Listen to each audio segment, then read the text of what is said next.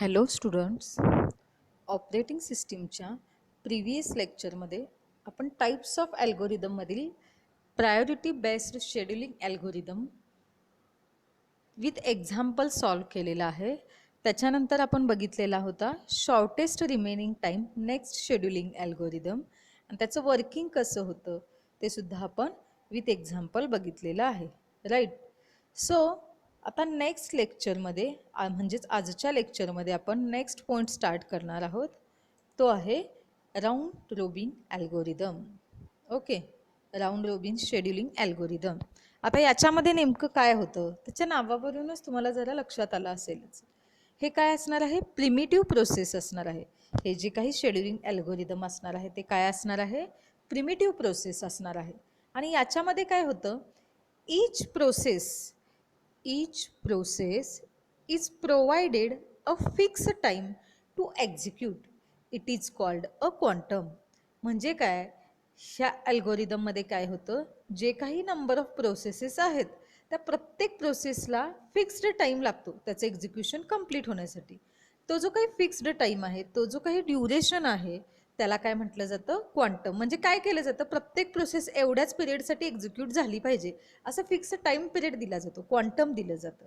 Okay, त्या execution complete होण्यासाठी जो काही फिक्स टाईम दिलेला असतो त्यालाच काय म्हटलेलं आहे? क्वांटम. क्वांटम म्हणजे काय, लक्षात आलं का? जी काही तुमची प्रोसेस असणार आहे ती प्रत्येक प्रोसेस पर्टिक्युलर टाईम पिरियडमध्ये एक्झिक्यूट झाली पाहिजे. नसेल झाली तर ती तोपर्यंत काय केली जाते? परमिट केली जाते. नेक्स्ट प्रोसेसचं एक्झिक्युशन स्टार्ट केलं जातं. पुन्हा त्याच प्रोसेसचं पण तेच केलं जातं. जेवढा फिक्स्ड टाईम दिला त्याच्यामध्ये एक्झिक्युशन कंप्लीट झालं तर ठीकच आहे, नाही झालं तर ती प्रोसेस पुन्हा नेक्स्ट रेडी क्यूमध्ये परत काय केली जाते? स्टोअर केली जाते, परमिट केली जाते आणि त्याच्यानंतर नेक्स्ट न्यू जी काही प्रोसेस आहे त्याचं एक्झिक्युशन स्टार्ट होतं. ओके, म्हणजेच काय, पर्टिक्युलर टाईम पिरियडमध्ये एक्झिक्युशन कंप्लीट होण्यासाठी जो दिलेलं ड्युरेशन असतं त्याला क्वांटम म्हटलं जातं. लक्षात येते? एक्झाममध्ये तुम्हाला दिलेलं असते त्या एक्झाम्पलमध्ये एवढ्या क्वांटमसाठी प्रोसेस एक्झिक्यूट करायची आहे, त्यावेळी तुम्हाला लक्षात येईल. एक्झाम्पल आत्ता आपण सॉल्व करणार आहे. ओके, ज्यावेळी आपण एक्झाम्पल सॉल्व करणार आहे त्यावेळी तुम्हाला लक्षात येईल तो शब्द कधी वापरला जातो. Once a process is executed for a given time period, once a process is executed for a given time period, it is permitted, आता सांगितल्याप्रमाणे, and other process executes for a given time period. Okay, context switching is used to save states of permitted process. त्यावेळी काय केलं जातं? Context switching use केलं जातं. लक्षात येते का ह्यांचं वर्किंग कसं होतं? एका प्रोसेसचं पर्टिक्युलर टायमिंगसाठी एक्झिक्युशन स्टार्ट होतं, त्या टाईम पिरियडमध्ये त्याचं एक्झिक्युशन कंप्लीट झालं तर ठीक, जर कंप्लीट झालं नसेल तर ते काय केली जाते? परमिट केली जाते. ओके, आणि त्याच्यानंतर न्यू जी प्रोसेस आलेली असते तिचं प्रोसेस एक्झिक्युशन स्टार्ट होतं. लक्षात येते काय? अशावेळी कंटेक्स्ट स्विचिंग काय केलं जातं? यूज केलं जातं. आता आपण एक एक्झाम्पल बघूया राऊंड रोबिन शेड्युलिंग ॲल्गोरिदमचं. आपण एक एक्झाम्पल बघूया कसं सॉल्व केलंय, म्हणजे तुम्हाला लक्षात येईल ही ॲक्च्युअल कन्सेप्ट कशी आहे. ओके, सो एक्झाम्पल दिले. Consider the set of 6 processes whose arrival time and burst time are given below. आता स्क्रीनमध्ये तुम्हाला दिसते. ओके, 3 कॉलम दिलेले आहेत. प्रोसेस आय डी म्हणजे काय, तर ज्या काही नंबर ऑफ प्रोसेसेस असतील त्या प्रोसेसेसचे आय डी दिलेले आहेत. बरोबर, इथं किती दिले आहेत? Total 6 processes. Process P1 to P6 पर्यंत आहेत. बरोबर, आणि त्या प्रत्येक प्रोसेसचा पर्टिक्युलर असा अरायवल टाईम असणार. राईट, आणि त्याचा काय असणार आहे? बर्स्ट टाइम सुद्धा असणार आहे. If the CPU scheduling policy is round robin with the time quantum is equals to 2, त्याचा जो टाइम क्वांटम आहे तो किती दिलाय? 2 युनिट टाइम दिलेला आहे. Calculate the average waiting time and average turn around time. लक्षात घ्या काय काय कॅल्क्युलेट करायचं आपल्याला? ॲव्हरेज वेटिंग टाइम आणि ॲव्हरेज टर्न अराउंड टाइम. आता ह्यांचे फॉर्म्युले काय आहेत ते आपण नंतर बघणारच आहोत, पण इथं क्वांटम यूज केला शब्द लक्षात आला का?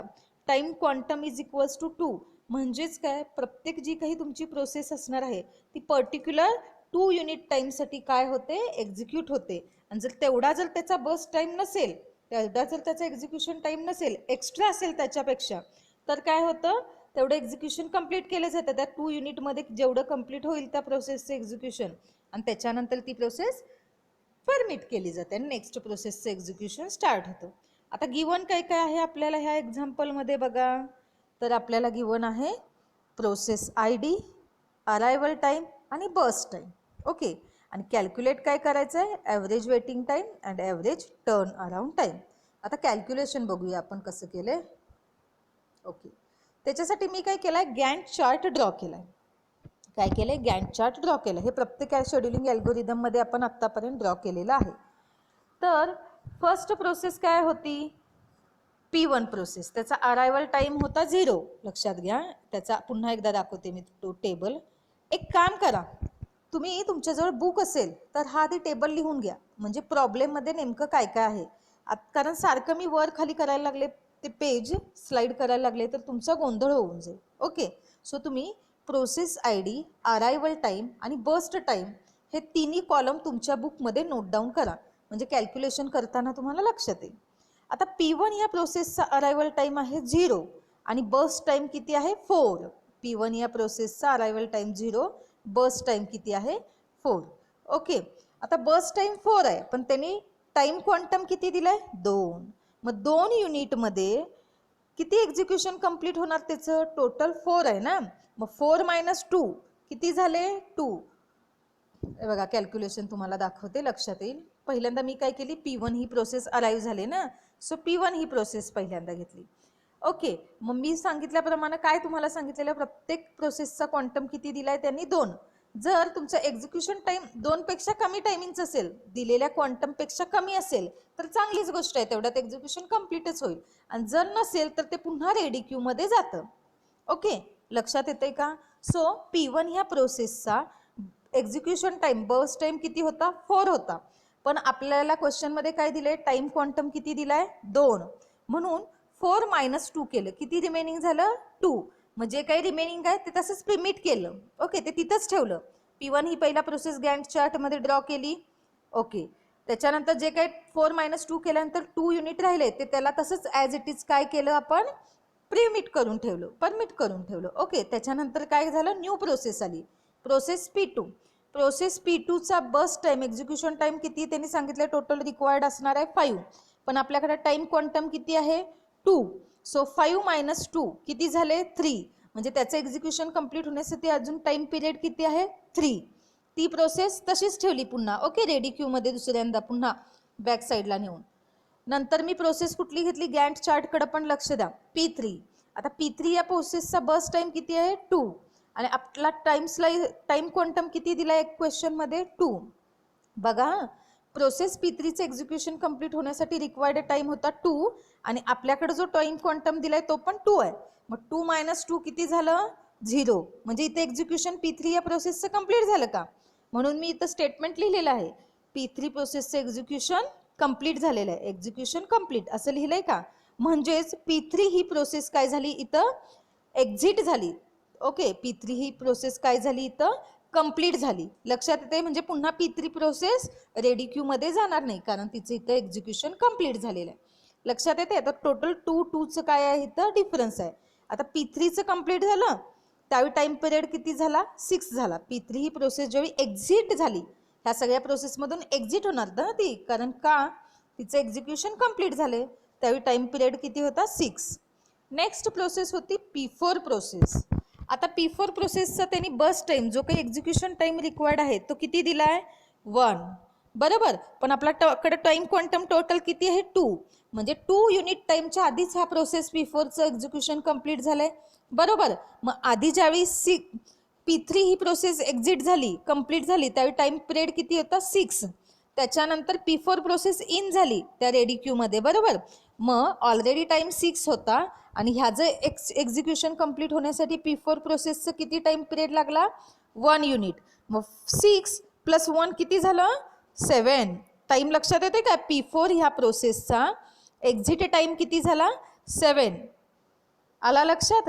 ह्या डायग्रामकडे, गॅन्ट चार्टकडे बघा, त्याच्या खाली मी नंबर्स लिहिलेले आहेत, ते कसे यायले ते सांगायले मी तुम्हाला. मग P4 ही प्रोसेस एक्झिट झाली त्यावेळी टाइम पिरियड किती झाला 7. का 7 झाला, कारण तो स्टार्ट झाला त्यावेळी 6 होता आणि त्याचं एक्झिक्युशन कंप्लीट होण्यासाठीचा बस टाईम आपल्याला किती गिवन आहे 1. सो 6 + 1 किती झाला 7. लक्षात येत आहे. म्हणजे आता इथं P4 प्रोसेसचं पण एक्झिक्युशन कंप्लीट झालं. ओके, म्हणजे P4 ही सुद्धा प्रोसेस काय झाली, ह्या सगळ्या होल प्रोसेसमधून एक्झिट झाली. नंतर कोणती प्रोसेस आली, प्रोसेस P5.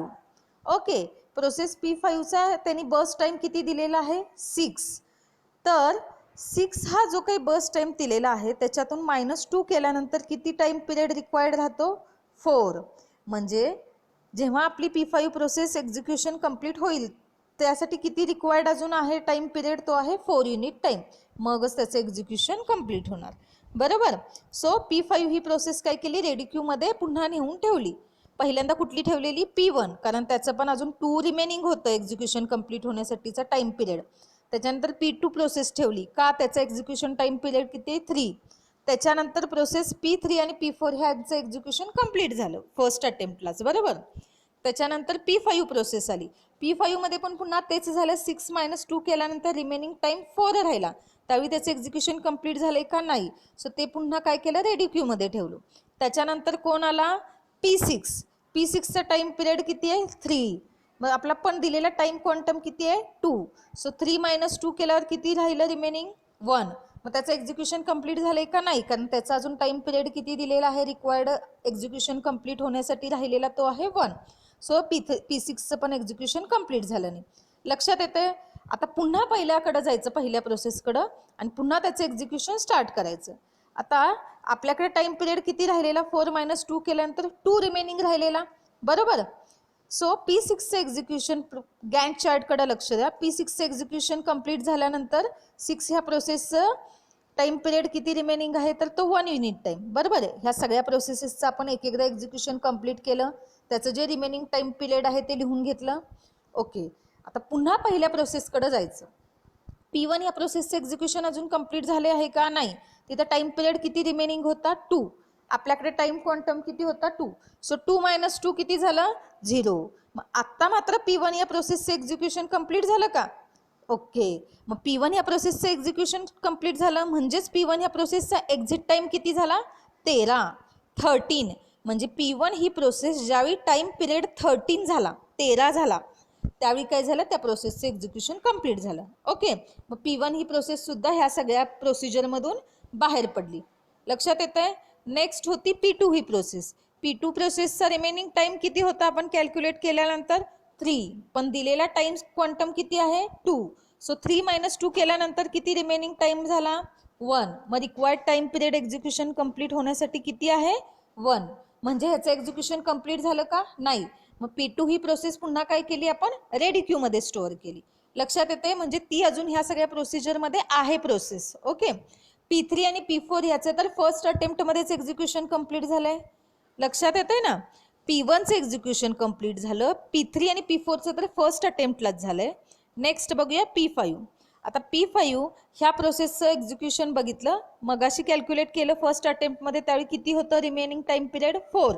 मग आता पुन्हा काय करायचं, P5 ही प्रोसेस घ्यायची. गॅन्ट चार्टकडे लक्ष द्या. म्हणून मी काय केलं, P5 ही प्रोसेस घेतली. 4 - 2 केलं, कारण रिमेनिंग टाईम पिरियड किती होता त्याचा 4. क्वांटम आपला टाईम किती आहे, टाईम क्वांटम 2. मग 4 - 2 किती झाले 2. म्हणजे अजून सुद्धा ह्याचं एक्झिक्युशन कंप्लीट होण्यासाठी रिक्वायर्ड टाईम किती आहे 2. म्हणजे ह्याचं एक्झिक्युशन कंप्लीट झालेलं आहे का नाही. सो हे पण पुन्हा काय होणार, रेडी क्यूमध्ये जाणार. पुन्हा आपण प्रोसेस P6 मध्ये आलो. लक्षात घ्या. P5चं एक्झिक्युशन कंप्लीट टाईम क्वांटमनुसार केल्यानंतर किती झालं 17. मग त्याच्यानंतर मी काय केलं, P6 ही प्रोसेस घेतली. P6चं एक्झिक्युशन कंप्लीट होण्यासाठी किती अजून टाईम पिरियड रिमेनिंग होता, तर 1 युनिट टाईम. बरोबर. मग दिलेला टाईम क्वांटम 2 आहे, मग 2च्या आधीच 1 युनिट कंप्लीट होणार ना. सो P6 ही प्रोसेस ज्यावेळी स्टार्ट झाली त्यावेळी त्याचा टाईम पिरियड किती होता 17. त्याच्यानंतर त्याचं रिक्वायर्ड किती होता रिमेनिंग टाईम 1. सो 17 + 1 किती झालं 18. आता ह्या स्टेपला काय झालं, मात्र P6 ही प्रोसेसचं एक्झिक्युशन कंप्लीट झालं. लक्षात येते का, कारण त्याचा रिमेनिंग टाईम काय आहे 0 आहे. म्हणजे ह्याचं सगळ्या प्रोसिजरचं एक्झिक्युशन काय झालं, कंप्लीट झालं. म्हणून P6 ही प्रोसेस सुद्धा काय झाली, ह्या प्रोसिजरमधून बाहेर पडली. लक्षात येते. म्हणजे P6चा एक्झिट टाईम किती झाला 18. 18 कसा झाला लक्षात येतोय का? P6चा 18 हा एक्झिट टाइम कसा झाला लक्षात आला? ओके. आता नेक्स्ट पुन्हा पहिल्यापासून प्रोसेसकडे यायचं. P1चं एक्झिक्युशन कंप्लीट झालंय का? झालंय. सेकंड सायकलमध्येच झालं बरोबर. P2चं एक्झिक्युशन कंप्लीट झालंय का? नाही. का नाही झालं? कारण त्याचं जे काही रिमेनिंग टाइम किती आहे 1 आलेला आहे कॅल्क्युलेशन केल्यानंतर बरोबर. फर्स्ट सायकल झाली, सेकंड झाली, त्याच्यानंतर थर्ड सायकलमध्ये काय झालं त्याचं 1 रिमेनिंग टाइम राहिलाय बरोबर. मग टाइम क्वांटम 2 आहे, त्याच्यापेक्षा ऑफकोर्स हे काय आहे रिमेनिंग टाइम कमी आहे 1 आहे. सो 18 + 1 केल्यानंतर किती झालं 19. म्हणजे P2 ही प्रोसेस कंप्लीट होण्यासाठी किंवा ह्या प्रोसिजरमधून एक्झिट होण्यासाठीचा टाइम पिरियड किती झाला P2चा 19. लक्षात आला? मग त्यावेळी P2 ह्या प्रोसेसचं एक्झिक्युशन कंप्लीट झालं का? नेक्स्ट P3 आणि P4 ह्या प्रोसेसचं तर काय झाले फर्स्ट अटेम्प्टमध्येच पहिल्याच सायकलला काय झाले एक्झिक्युशन कंप्लीट झाले, त्यामुळे ती प्रोसेस घ्यायची नाही. नेक्स्ट प्रोसेस होती ती होती P5. मग P5 ह्या प्रोसेसचं फर्स्ट सायकलमध्ये किती टाइम पिरियड होता 4, सेकंडमध्ये किती झाला 2, आणि जी थर्ड आत्ताची आहे सायकल त्याच्यामध्ये बघूया आपण रिमेनिंग जो 2 होता तो मायनस टाइम क्वांटम किती दिलेला आहे एक्झाम्पलमध्ये 2. सो 2 - 2 किती झालं 0. म्हणजे इथं काय झालं P5 ह्या प्रोसेसचं एक्झिक्युशन कंप्लीट झालं. मग P2 ही प्रोसेस ज्यावेळी एक्झिट झाली त्यावेळी टाइम पिरियड किती होता 19 बरोबर. मग त्याच्यामध्ये काय केलं आपण P5 ह्या प्रोसेसचा टाइम पिरियड ॲड केला. मग 19 + 2 किती झाले ऑफकोर्स 21. म्हणजेच P5 ही प्रोसेस ज्यावेळी एक्झिक्युशन कंप्लीट झालं म्हणजेच P5 ह्या प्रोसेसचा एक्झिट टाइम किती झाला 21 युनिट टाइम बरोबर. मग P5चं ह्या प्रोसेसचं पण एक्झिक्युशन कंप्लीट झालं आणि त्याच्यानंतर चेक करायचं पुन्हा P6चं तर सेकंड सायकलमध्येच काय झालं एक्झिक्युशन कंप्लीट झालेलं आहे बरोबर. सो P1 to P6 ह्या सगळ्या प्रोसेसचं एक्झिक्युशन कंप्लीट झालं का? तर झालेलं आहे. म्हणजेच गॅन्ट चार्टवरून आता तुम्हाला लक्षात येईल टोटल सगळ्या प्रोसेसेसचं एक्झिक्युशन कंप्लीट झाले. मग एक्झिक्युशन कधी कंप्लीट झालं त्या टाईमलाच काय म्हटलं जातं एक्झिट टाईम. ओके. मग मला सांगा ह्यामध्ये दाखवल्याप्रमाणे P1 ही प्रोसेस कधी एक्झिट झाली गॅन्ट चार्टवरून लक्षात येईल बघा. तर P1 ही प्रोसेसचा एक्झिट टाईम किती झाला 13.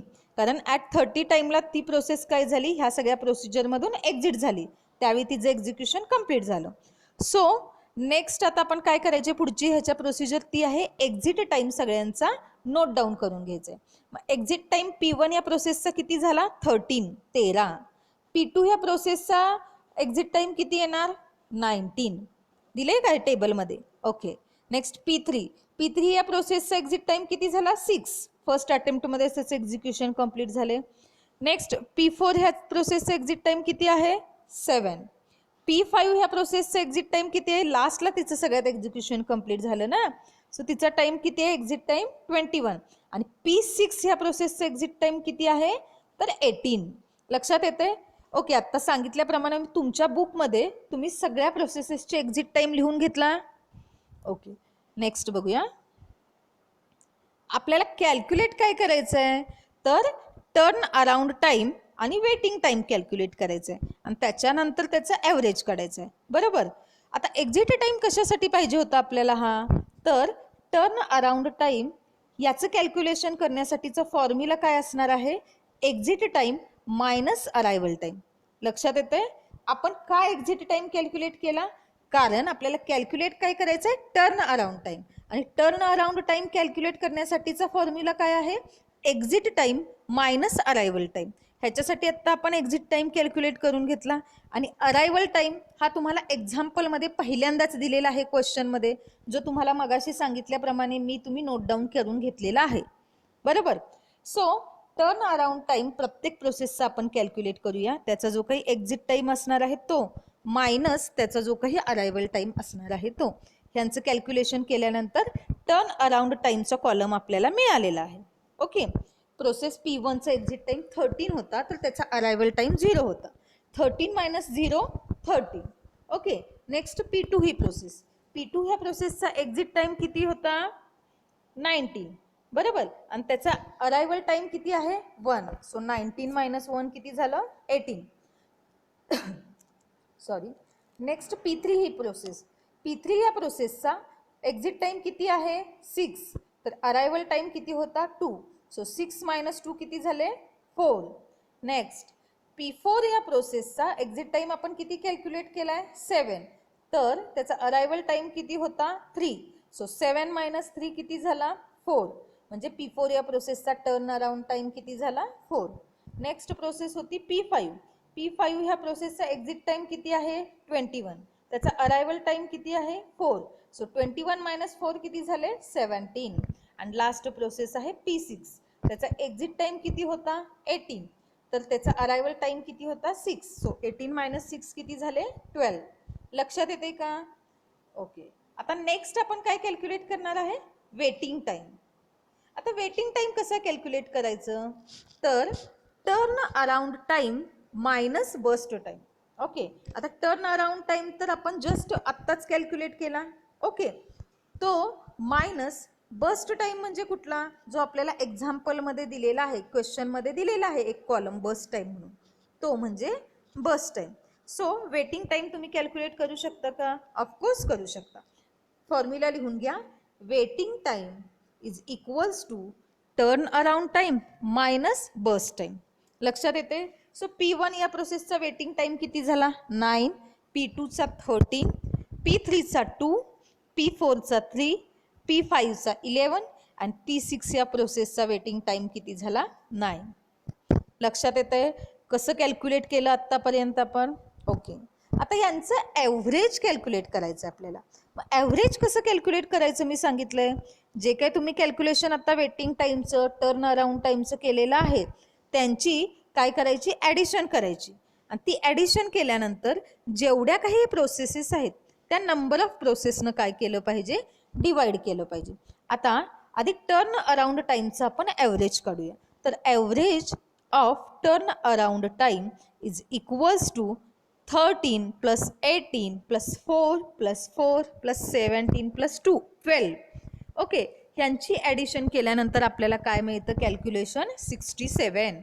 लक्षात घ्या. नेक्स्ट स्लाइडमध्ये तुम्हाला लक्षात येईल. ॲव्हरेज कॅल्क्युलेट करण्यासाठी काय केलं आपण ह्या सगळ्यांची ॲडिशन केली. ती ॲडिशन आली 67 डिवाइड बाय टोटल किती नंबर ऑफ प्रोसेस आहेत एक्झाम्पलमध्ये तर 6. सो 67 डिवाइड बाय 6 केल्यानंतर आपल्याला फायनल आन्सर मिळालं 11.16 युनिट. आणि नेक्स्ट ॲव्हरेज वेटिंग टाइम पण तसंच कॅल्क्युलेट केलं. त्या सर्वांची ॲडिशन केली divide by 6. So final calculation आपल्याला मिळालं 7.83 युनिट. लक्षात येते सर्वांच्या? ओके. हे झालं राऊंड रोबिन शेड्युलिंग ॲल्गोरिदम. कसं कॅल्क्युलेशन करायचं नक्की लक्षात आलं सर्वांच्या? ओके. आता नेक्स्ट आहे पॉईंट तो आहे आपला मल्टिपल लेवल क्यूज शेड्युलिंग. कोणता पॉईंट असणार आहे मल्टिपल लेवल क्यूज शेड्युलिंग. आता हे जे शेड्युलिंग असणार आहे ते इंडिपेंडंट शेड्युलिंग ॲल्गोरिदम असणार आहे. ओके. आणि त्याचा यूज का केला जातो तर जे एक्झिस्टिंग ॲल्गोरिदम आहेत ओके त्यांचा ग्रुप करून ते काय केले जातात त्याचे जे काही कॉमन कॅरेक्टरिस्टिक्स आहेत ते काय केले जातात ज्या काही नंबर ऑफ प्रोसेसेस जॉब्स जे काही तुमचे टास्क असतील त्यांना असाइन केले जातात. लक्षात येते का? मल्टिपल लेवल क्यूज शेड्युलिंग हे काय असणार आहे इंडिपेंडंट शेड्युलिंग ॲल्गोरिदम असणार आहे. आणि हे काय करतं जे काही एक्झिस्टिंग ॲल्गोरिदम्स असणार आहेत त्यांचा ॲज अ ग्रुप करून त्याचे जे काही कॉमन कॅरेक्टरिस्टिक्स असणार आहेत ते ज्या काही नंबर ऑफ जॉब्स असणार आहेत त्यांना असाइन केले जातात. लक्षात येतंय? ओके. आता ह्याच्यामध्ये काय केलं जातं त्या नावावरूनच तुम्हाला लक्षात येईल मल्टिपल क्यूज मेंटेन्ड केले जातात. ओके. काय केले जातात मल्टिपल क्यूज मेंटेन्ड केले जातात प्रोसेससाठी. का? कारण त्याच्यामधील कॉमन कॅरेक्टरिस्टिक आयडेंटिफाय करण्यासाठी. ओके. आता प्रत्येक जो काही क्यूज असणार आहे ना मी काय सांगितलं मल्टिपल क्यूज ह्याच्यामध्ये मेंटेन केले जातात ह्या शेड्युलिंगमध्ये बरोबर. त्या प्रत्येक क्यूला काय असणार आहे त्याचं स्वतःचं असं शेड्युलिंग ॲल्गोरिदम असणार आहे. प्रत्येक क्यू असणार आहे त्याचं स्वतःचं असं शेड्युलिंग ॲल्गोरिदम असणार आहे. आणि त्या प्रत्येक प्रोसेसला त्याची अशी पर्टिक्युलर प्रायोरिटी असाइन केलेली असणार आहे. लक्षात घ्या मल्टिपल लेवल क्यूज शेड्युलिंगमध्ये नंबर ऑफ क्यूज मेंटेन्ड केले जातात आणि त्या प्रत्येक क्यूला काय असते स्वतःचं असं त्याचं शेड्युलिंग ॲल्गोरिदम असते प्लस स्वतःची अशी त्याला प्रायोरिटी असाइन केलेली असते. लक्षात येतंय? एक एक्झाम्पल बघूया आपण. आता CPU ला काय केले जातात, नंबर ऑफ जॉब्स असाइन केले जातात, बरोबर.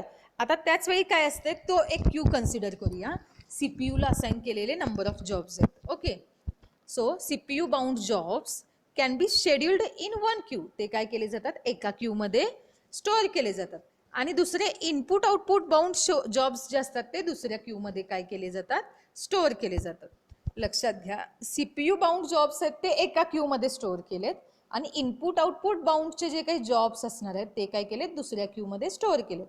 मग प्रोसेस शेड्युलर काय करतोय, अल्टरनेटिव्हली एकदा ह्या क्यू मधला जॉब घेतोय, नेक्स्ट त्याचं एक्झिक्युशन झालं की दुसऱ्या क्यू मधला जॉब घेते. ओके, असं ते काय केलं जातं, असाइन केले जातात, म्हणजे अल्टरनेट प्रोसेस एक्झिक्युशनसाठी घेतले जातात. ओके, लक्षात येते सर्वांच्या. Next, a multi level queue scheduling algorithm partitions the ready queue into several separate queues. ते काय करतं माहिती आहे का, जे काही आपलं रेडी क्यू असणार आहे त्याच्यामध्ये पार्टिशन तयार करतं. ओके, त्याचं डिव्हिजन करतं, डिवाइड करतं ते सेपरेट क्यू मध्ये. The processes are permanently assigned to one queue, generally based on same property of the process such as memory size, process priority और प्रोसेस टाईप. ओके, म्हणजेच ह्या ज्या काही प्रोसेसेस आहेत त्या प्रोसेस पर्टिक्युलर एका क्यूला असाइन केल्या जातात परमनंटली. का, ते कशावरून डिसाईड केलं जातं, तर त्याच्या ज्या काही प्रॉपर्टीज आहेत, मग ती मेमरी साईज असेल, त्याची जी काही प्रायोरिटी असेल किंवा त्याच्या प्रोसेस टाईपवरून ते काय केले जातात, एका फिक्स्ड प्रोसेस, एका फिक्स्ड अशा क्यूला त्या ज्या काही प्रोसेसेस आहेत त्या परमनंटली असाइन केल्या जातात. लक्षात येत आहे. ओके, आता एक आपण एक्झाम्पलच बघूया त्याचं. Multi level queues scheduling algorithm with 5 queues. आता 5 क्यूज बघूया.